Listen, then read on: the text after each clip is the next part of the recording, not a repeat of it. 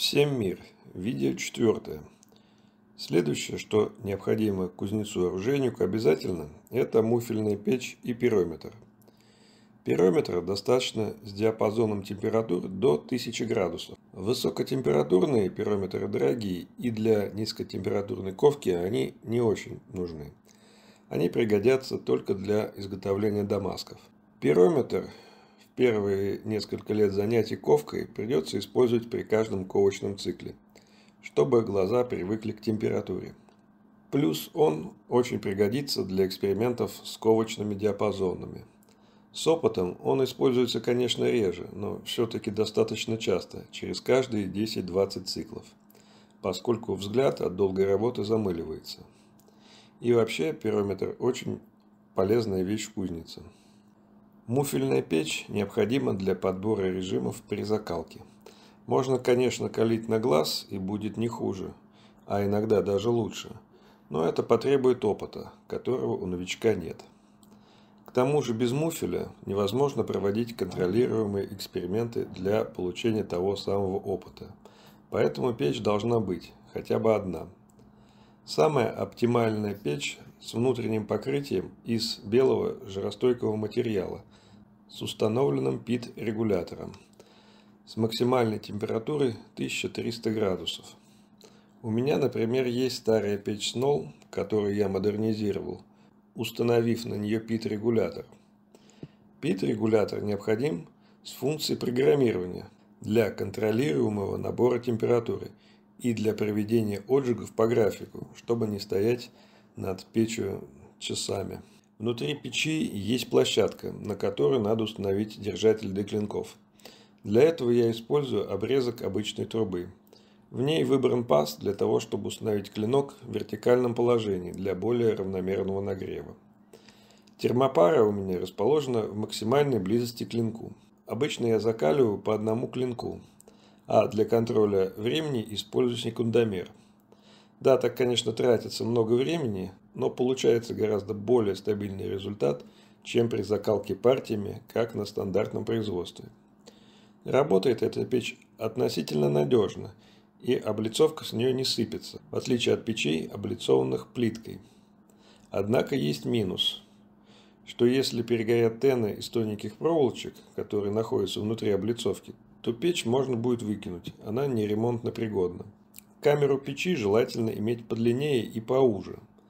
Сейчас эту печь я использую чисто под закалку, в рабочих диапазонах 1800-1200 градусов.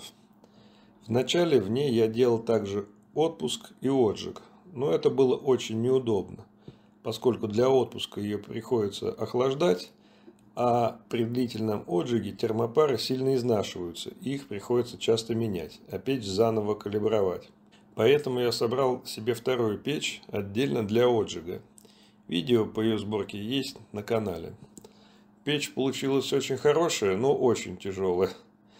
Как эксперимент интересно, но на самом деле, наверное, проще купить что-то полегче, чтобы можно было переносить ее одному.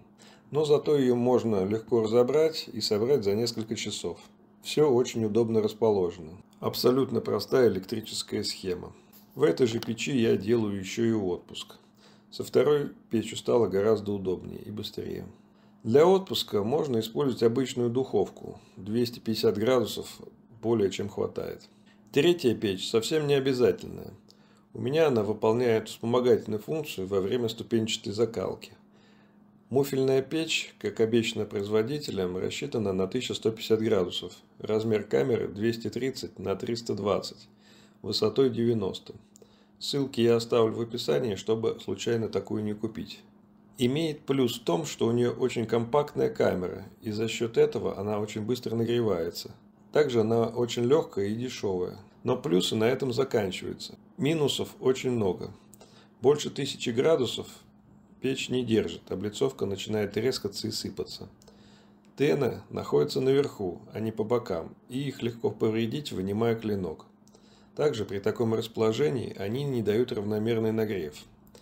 ПИТ-регулятор без программирования, самый простой, поэтому температура сильно скачет. РЛЕ не твердотельная, и поэтому постоянно выходит из строя. В общем, данная печь нам не подходит, ищите более дорогие варианты.